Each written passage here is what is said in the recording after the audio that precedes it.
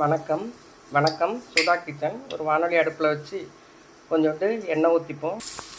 எண்ணெய் ஊற்றி வெங்காயத்தை போட்டு வதக்கிக்கலாம்.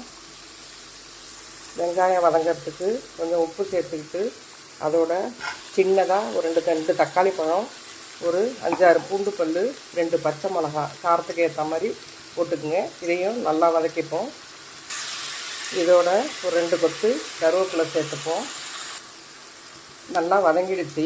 இப்போது நான் வெள்ளை கத்திரிக்காயை தோல் சீவிட்டு இதில் சேர்த்துருக்கேன். இதையும் நல்லா வதக்குவோம். கத்திரிக்காய் வதங்கிடுச்சு.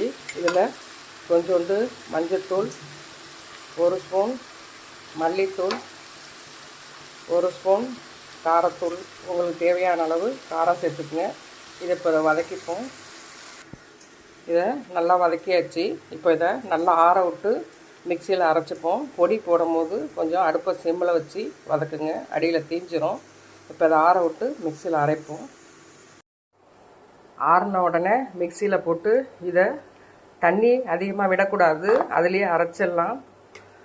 கொஞ்சம் கரகரப்பாக அரைச்சிக்கணும். ரொம்ப கரகரப்பாகவும் இருக்கக்கூடாது, நைஸாகவும் இருக்கக்கூடாது. அந்த மாதிரி பக்குவத்தில் அரைச்சி எடுத்துக்கணும். வானொலியை அடுப்பில் வச்சு 2 டீஸ்பூன் நல்லெண்ணெய் சேர்த்துப்போம். நல்லெண்ணெய் சேர்த்துக்குங்க, அதான் நல்லாயிருக்கும். எண்ணெய் காய்ச்ச உடனே கடுகு போட்டு பொரிய விடுவோம்.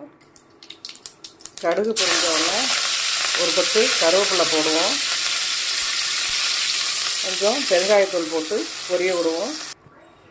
பெருங்காயத்தூள் பொரிஞ்ச உடனே அரைச்சதை இதில் சேர்த்துப்போம். எல்லாத்தையும் ஊற்றி மிக்சியை கொஞ்சமாக கழுவி ஊற்றி இதை நம்ம நல்லா கொதிக்க விட்டு எண்ணெய் பிரிகிற அளவுக்கு எடுக்கணும். அவ்வளோதாங்க. இது சாதத்தில் போட்டு சாப்பிட நல்லாயிருக்கும். இட்லி தோசைக்கு தொட்டுக்கலாம். கத்திரிக்காய் தொக்கு நீங்களும் இதே மாதிரி செஞ்சு பார்த்துட்டு டேஸ்ட் எப்படி இருக்குன்னு சொல்லுங்கள். உங்கள் ஃப்ரெண்ட்ஸுங்களுக்கு ஷேர் பண்ணுங்கள், லைக் பண்ணுங்கள், சப்ஸ்கிரைப் பண்ணுங்கள்.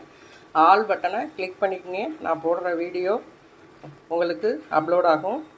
நன்றி, வணக்கம்.